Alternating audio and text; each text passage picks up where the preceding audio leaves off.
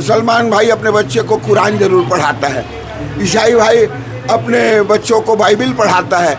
इसी तरह से हिंदुओं को भी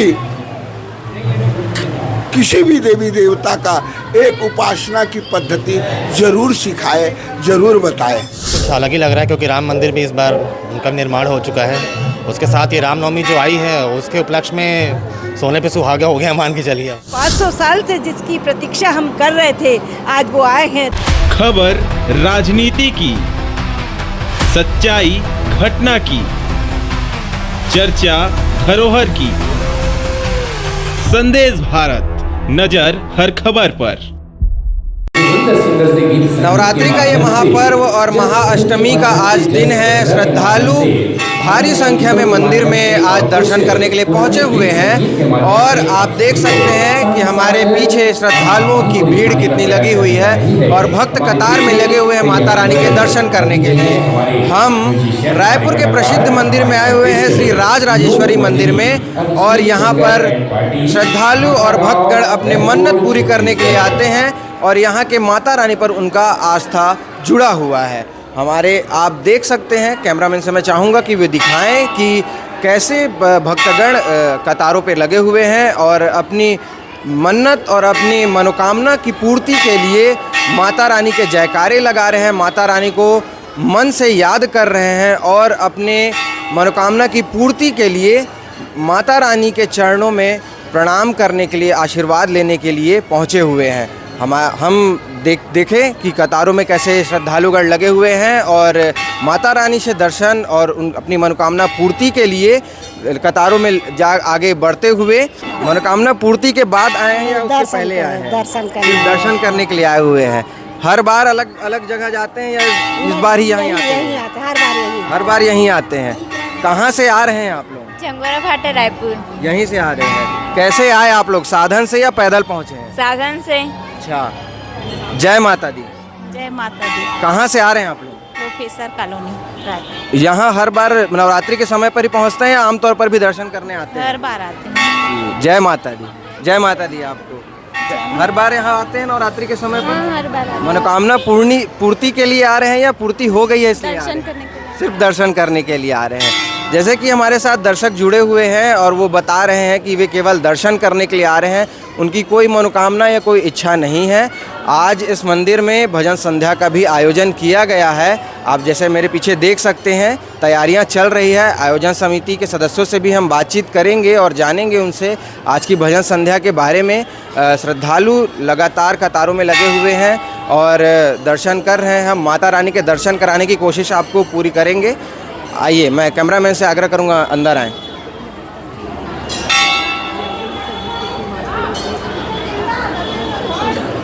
चलो चलो।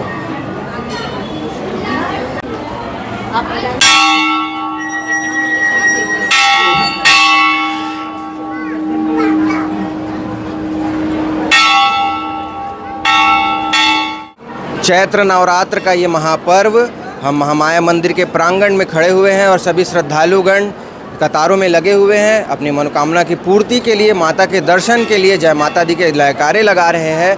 आप देख सकते हैं कैसे श्रद्धालु अलग अलग जगहों से आते हैं, बहुत दूर से यहाँ पे आते हैं, माता रानी से अपनी इच्छाओं के लिए करते हैं। कोई अपने शारीरिक के लिए, कोई अपने धन की पूर्ति के लिए, कोई पढ़ाई और अपने मार्ग को प्रशस्त करने के लिए। हम कुछ श्रद्धालुओं से जानना चाहेंगे। जय माता दी जी। जय माता दी। कहाँ से हैं आप? मैं रायपुर से हूँ, ब्राह्मणपारा से हूँ। जी, हर बार यहाँ दर्शन करने पहुँचते हैं या नवरात्रि के पर्व पर ही आए हैं? जो जलती है हर बार और दर्शन करने आते ही हैं और वैसे भी आते रहते हैं। महामाया की तो महिमा अपार है भैया। चैत्र के नवरात्र का क्या महत्व है?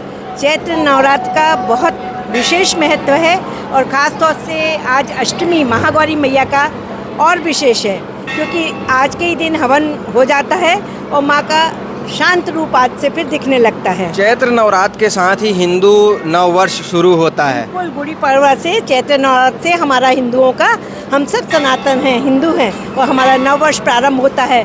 तो इससे तो इतनी पूरे देश में एक गौरव और उत्साह प्रस्फुटित होता है हर समाज का, चाहे सिंधी हो, चाहे हिंदू हो, चाहे ब्राह्मण हो, चाहे कोई भी कास्ट के हों, मगर हिंदुस्तान का हर वर्ग नव वर्ष मनाता है। अष्टमी के ठीक दिन बाद रामनवमी का ये शुभ अवसर है और यह शुभ अवसर 500 सालों बाद आया है कि श्री राम लला अपने भव्य मंदिर में विराजे हैं। कैसा प्रतीत हो रहा है आपको? अद्भुत, पूरे देश में ऐसा अद्भुत प्रभाव है कि घर घर में नाम आ गए हैं और सब एक ही धुन में गाते हैं, राम आएंगे आएंगे।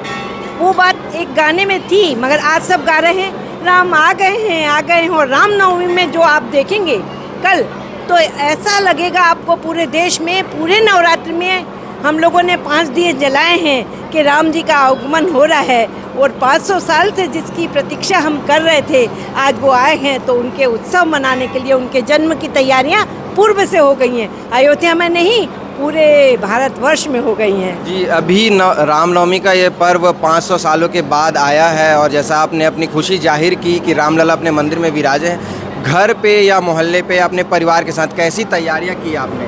देखिए, जैसा हम लोग दीपावली में उत्सव मनाते हैं ना, तो घर में साफ सफाई तो नवरात्रि की करते ही हैं, मगर जैसे कृष्ण की जन्माष्टमी का उत्सव होता है तो हाथी घोड़ा पाल की, जय कन्हैया लाल की, तो बच्चों के लिए खिलौने छोटे छोटे और भगवान के मंदिर के आसपास तो सजावट है, मगर घर में भी एक अलग रौनक, अलग छटा है, क्योंकि सबको ऐसा लग रहा है कि हर जगह विराजमान है। आगे पीछे ऊपर नीचे जहाँ देखो, मैं देखूँ जिस और सकीरी, चारों तरफ राम लला राम लला राम लला। जी, हर वर्ष की भांति तो दीपावली मनाया ही जाता था, लेकिन इस बार ऐसा है कि आपको एक साल में 3 दिवाली मनाने को मिल रहा है। एक तो जो दिवाली हम हमेशा मनाते थे, एक जब रामलला अपने मंदिर में विराजमान हुए, और अब रामनवमी का अवसर है। इस बार कैसा लगता है, क्या भव्य आयोजन होगा? आपको मैंने पहले ही एक शब्द में बोला, अद्भुत। अद्भुत छटा पूरे देश में रहेगी और वातावरण इतना प्रफुल्ल में हो जाएगा कि चारों तरफ देश का और हमारे देश का नहीं, आसपास के लोग भी खुश होंगे। और आप देख ही रहे हैं कि सब लोग रामनवमी में, जैसे हम लोग 26 जनवरी में और त्यौहार में बुलाते हैं, तो रामनवमी में भी हमारे देश में लोग आ रहे हैं बाहर से। क्यों? सिर्फ इसी को, उत्साह को देखने के लिए कि जितने दिनों से हम लोग दुखी थे, पीड़ित थे, क्षुभित से, सारे एक तरफ दुख भूल के, कष्ट भूल के, डबल उत्साह से, और डबल नहीं, जैसा आपने बोला 1 बार 2 बार 3 बार, तो आप जानते हैं पहले हम छोटी दिवाली मनाते हैं, फिर बड़ी मनाते हैं, और उसके बाद तो फिर आनंद ही आनंद है। तो कल जो होगा उसको वर्णित नहीं किया जा सकता। हम रामनवमी में अयोध्या तो नहीं पहुंच पा रहे, मगर हम अपने शहर में राम मंदिर में ज़रूर जाएंगे, जो कि ब्राह्मणपारा में है, और राम जन्म मनाएंगे और राम के जन्म का उत्सव मनाएंगे। भय प्रगट कृपाला दीन दयाला कौशल्या हितकारी। रोमांच हो जाता है पूरा शरीर उनकी स्मृति मात्र से। जय माता दी। जैसा कि आपने देखा, श्रद्धालुओं के मन में बहुत खुशी जाहिर हो रही है कि नवरात्र का यह महापर्व अपने पहले दिन से ही हिंदू नववर्ष को लेकर के शुरू होता है और रामनवमी का यह शुभ अवसर आया हुआ है और सारे श्रद्धालु उसको लेकर के अपने घरों में तैयारियां तेज कर दिए हैं। हमारे साथ और भी श्रद्धालु हैं, हम उनसे जानेंगे। जय श्री राम। जय श्री राम। रामनवमी का अवसर कल आने वाला है, आज महाअष्टमी का दिन है, कैसा प्रतीत हो रहा है आपको? बहुत ही अच्छा लग रहा है और हिंदुओं के लिए बहुत ही अच्छा ये पर्व माना जाता है। और आज अष्टमी का दिन है, तो मान लीजिए कल की सबकी छुट्टी है, पूरा त्यौहार जैसे ही माहौल है चारों तरफ, तो बहुत अच्छा और बड़ा पर्व हमारे लिए। सैकड़ों वर्षों के बाद ऐसा एक हम कहे कि समागम बन रहा है कि हम लगातार हिंदुओं के जो त्यौहार होते हैं वो आते जा रहे हैं और बहुत खुशियों का माहौल दिख रहा है आपको। इस बार कैसा लग रहा है आपको? इस बार कुछ अलग ही लग रहा है, क्योंकि राम मंदिर भी इस बार उनका निर्माण हो चुका है। उसके साथ ये रामनवमी जो आई है, उसके उपलक्ष्य में सोने पे सुहागा हो गया, मान के चलिए। लोग इसको 3 बार की दिवाली मान करके चल रहे हैं कि पहली दिवाली जो हम सामान्य तौर पे मनाते थे, और दूसरी दिवाली जिस दिन रामलला अपने मंदिर में विराजमान हुए, और तीसरी दिवाली जब आज रामनवमी का अवसर पड़ने वाला है। कैसा लग रहा है ये 3 दिवाली एक साथ इतने सालों बाद? बहुत ही सालों बाद आया है ये मौका, और हिंदुओं के लिए तो बहुत ही बड़ा पर्व के जैसा ही है, आप समझ सकते हो।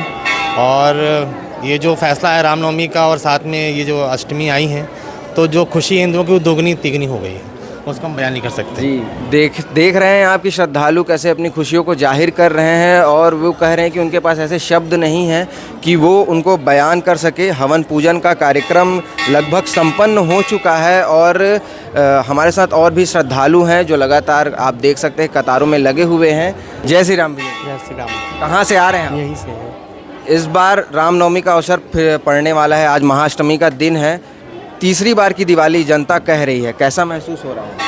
गर्व है हमारे देश के लिए ये तो, कि हमें इस पावन अवसर का वो महसूस होने का, तथा अभी के युवाओं को, हम जैसे लोगों को इसका वो मिल रहा है, गर्व महसूस होने मिल रहा है कि हम आगे अपने भविष्य को देख सकते हैं और इस समाज को, हमारे जो वो है उसको भी महसूस कर सकते हैं कि आगे हमारा देश कैसा रहेगा। सनातन को महसूस करने की कार्य हो सकता है हमारे लिए।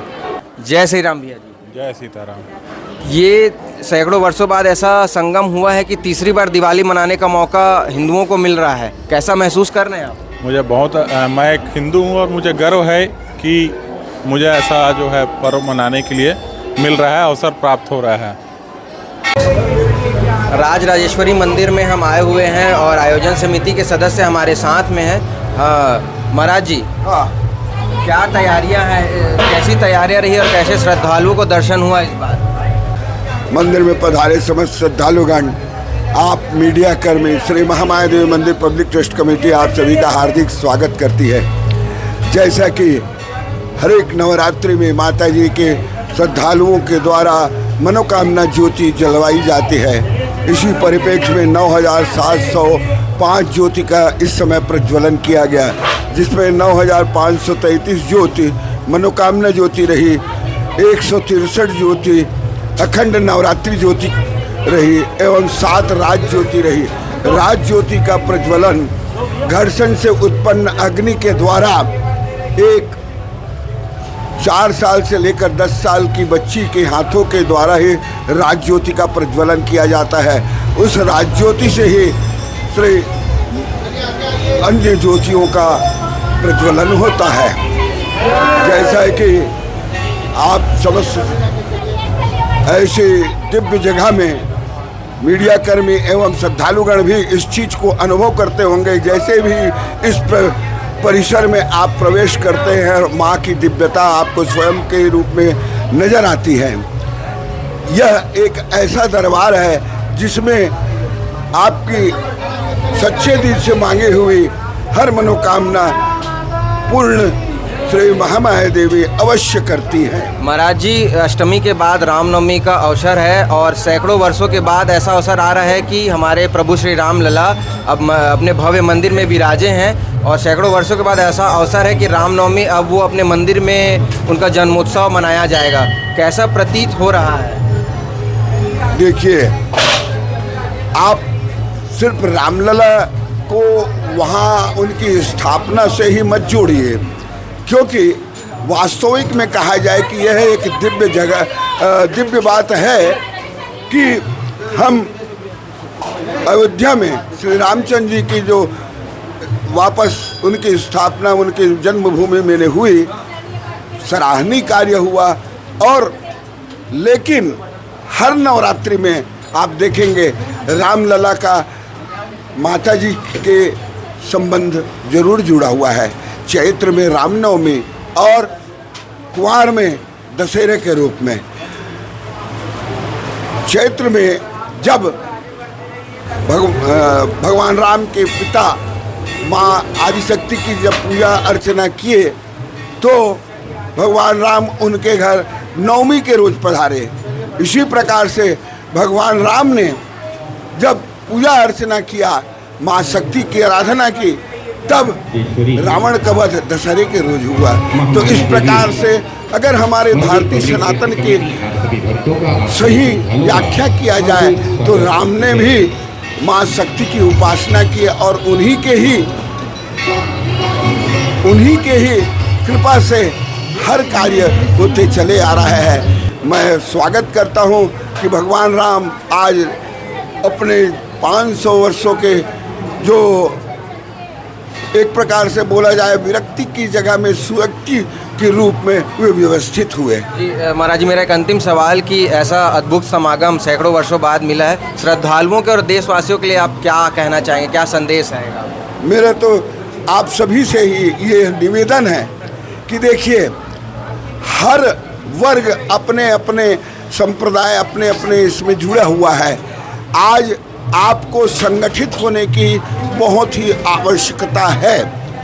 जैसा कि आप सभी जानते हैं, हर वर्ग, जिस प्रकार से मुसलमान लोग शुक्रवार को नमाज पढ़ने ज़रूर मस्जिद जाते हैं, जिस प्रकार ईसाई भाई लोग रविवार को बाकायदा प्रेयर करने जाते हैं, इसी तरह हम सनातन अवलंबी को भी एक दिन, चाहे वो आपको सोमवार को शिव जी की पूजा करें, मंगलवार को भगवान हनुमान जी की पूजा करें, बुधवार को गणेश जी की पूजा करें। मेरा कहने का मतलब ये है कि वो भी हर हिंदू एक दिन अपने अपने घर में ये सुनिश्चित कर ले कि हम एक सप्ताह में एक बार अपने सपरिवार किसी भी मंदिर से जाके जुड़े, वहाँ से अपनी प्रार्थना अर्चना पूजा करें, और जिससे कि आपको अपने सनातन को बढ़ाने में सही रूप से आगे बढ़ा सकते हैं।